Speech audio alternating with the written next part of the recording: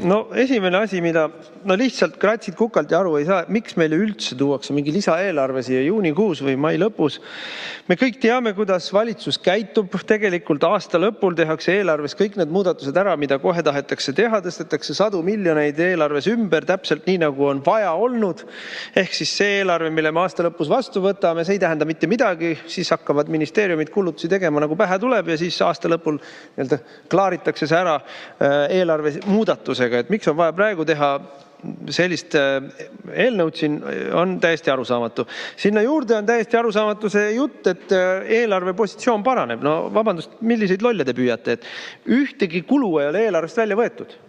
RES-ist ei ole mitte midagi välja võetud. On lükatud edasi järgmistesse aastatesse, aga RES ehk riigieelarve strateegia on dokument, mis käib koos riigieelarvega, ja see, kui me sel aastal jätame midagi kulutamata ja lükkame selle kulu järgmisse aastasse, RES-is on ta ikka sees. Mingeid kulusid ei ole välja võetud. Siis ütles meile siin Jürgen Ligi, et positsioon paranes 15 miljoni võrra. Kuidas paranes positsioon? Sellega, et tehti üks investeering riigieelarves, nimetati ümber finantseerimistehinguks summas 17 miljonit. Ehk siis tegelikult kulusid on suurendatud, aga üks tükk kuludest on ümber nimetatud selliseks, mis justkui positsioonis ei kajastu. Küll aga tunnistas Ligi meile siin, et võlgu tuleb ikka võtta. Ja kes selle võla tagasi maksab? No mul oli kohe heldimust tuli peale, kui ma kuulsin, et Jürgen Ligi rääkis, kuidas 2020. aastal, kui ma olin ka rahandusminister, tuli opositsioon valitsusele appi ja toetas valitsust. Sina mäletad või? Mina mäletan väga hästi, meil tõesti siin elusest peast ära süüa taheti meid.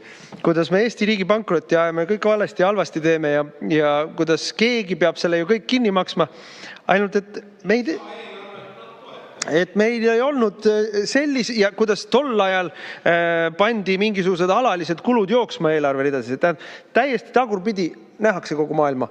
Tol ajal ei pandud mingeid alalisi kulusid jooksma. Olid ühekordsed, erakorralised koroonakulud ja sellega saavutati järgmisel aastal 8,3% majanduskasv, millega käis koos üle 700 miljoni prognoositust suurem maksulaekumine. Selle suutis muidugi Kaja Kallas kohe tuksi keerata ja 8% majanduskasvust ei jäänud juba järgmiseks aastaks mitte midagi järgi, kukkusime miinusesse ja miinusest ronisime välja alles eelmise aasta lõpus. Ja tõesti täpselt nii, nagu Moonika ütles, et tehke järgi või makske kinni, et me teame, kinni maksavad lapsed ja lapselapsed. Aga nüüd me oleme suurema probleemi ees, et Reformierakonna perepoliitika ja iibepoliitika tagajärjel lapsi ja lapselapsi ei ole. Et ei tea, kes kinni maksab. Võib-olla need tatšikid, keda sisse tuuakse siia usinasti. Ja muidugi tegelikult kangesti oleks tahtnud saada vastust sellele küsimusele, et kuidas Jürgen Ligi paneb oma peas need asjad klappima. Ta on terve elu. Tema koos Reformierakonnaga on rääkinud, kuidas võlgu ei tohi elada. Jooksvateks kuludeks võlgu ei tohi võtta. Kuidas reserve ei tohi ära kulutada. Ja nüüd nad on 7 aastat olnud võimul.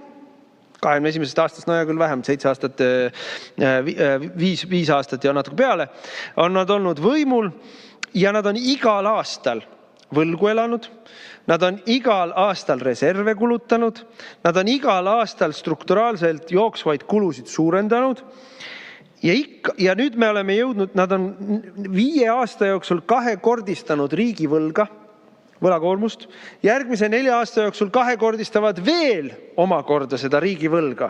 Nii et me jõuame seal kusagil 2, midagi miljardit, mis oli siis, kui nad alustasid, alla 3 miljardi. Nüüd me jõuame varsti, me juba oleme seal 10 miljardi piiri peal ja me jõuame siis aastaks 2030 võlakoormusega 40% SKP-st. Ja see on optimistlik stsenaarium, sellepärast et see käib selliste nii-öelda optimistlike prognoosidega, ikkagi meil tööpuudus väheneb ja majandus kasvab. Kui me vaatasime eelmisel aastal või varasemaid prognoose, siis pidi meil olema ütleme siis eelarve defitsiit protsendiga 4,5 miinus, aga nüüd on juba järgmine number välja käidud, et tegelikult järgmine aasta on juba defitsiidi protsent 4,9. 4,9. See on ju pankrotikurss. Reformikad käivad ringi ja räägivad, kuidas nad toovad meile siia eelarve, mis parandab positsiooni ja viib majanduse kasvule ja lõpuks jõuame tasakaalu ja see on täiesti deliirne tekst. See on mingisuguses absurdses fantaasia maailmas elamine ja ega ei saanudki kahjuks või õnneks vastust sellest, et kuidas siis paneb rahandusminister oma peas selle kõik klappima. Et tema võitleb kogu aeg eelarve defitsiidiga ja ülekulutamisega, aga ise tuleb rahandusministrina siia pulti ja toob meile aastast aastasse eelarveid, mis viivad riiki pankrotti, mis kulutavad raha, mida ei ole, mis suurendavad võlakoormust, mis kulutavad reserve. Ja vastust küsimusele, aga kuhu raha läheb siis? Tegelikult vastust ei saagi.